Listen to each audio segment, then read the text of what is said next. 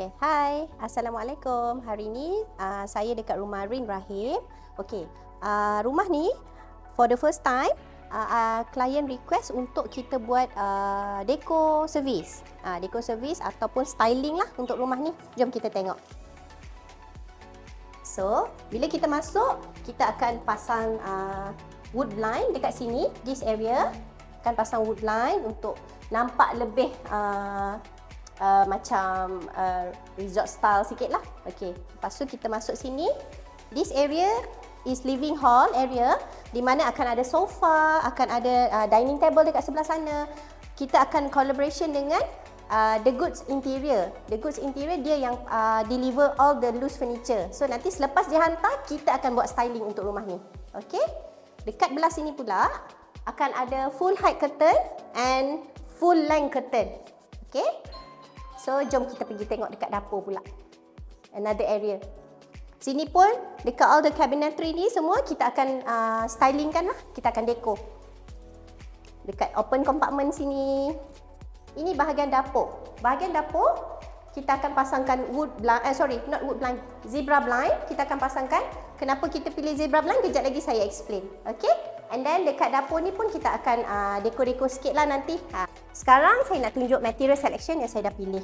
Okay, yang kita dah pilih lah, tim kita dah pilih untuk for this house. Kita akan pakai wood blind and kita akan pakai day and night curtain. And then kita akan pakai roller blind and also kita akan pakai zebra blind. Okay, so nanti saya akan tunjuk semua item ni ada dekat mana. For this area, kita akan pakai curtain, blackout curtain, and then kita akan pakai juga, kita akan pakai sheer. Sheer dia kita ambil yang very simple supaya kita tak nak nampak busy sangat nanti. Bila dia nak ada feeling-feeling siang tu, tak nak ada curtain, dia boleh pakai day curtain je. Okay, dia tak payah tak naklah open sangat kan. So ada something kain jugalah yang cover. Okay, and then this is the colour untuk dia punya night curtain lah.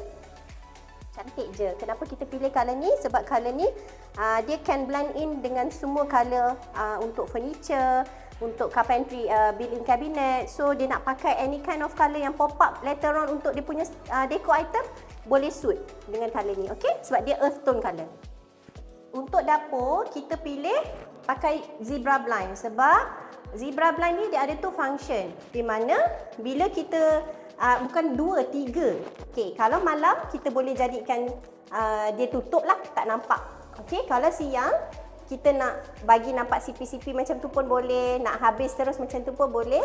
And yang ketiga, dia boleh roller up terus sampai atas, terus nampak view dekat luar. Tak perlu ada belang-belang macam ni lah. Okey, that's why nama dia zebra blind.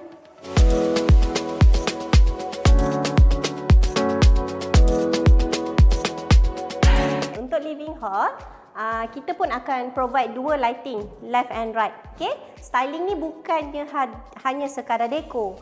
Lampu pun kita akan providekan yang bentuk macam mana bersesuaian dengan you all punya space.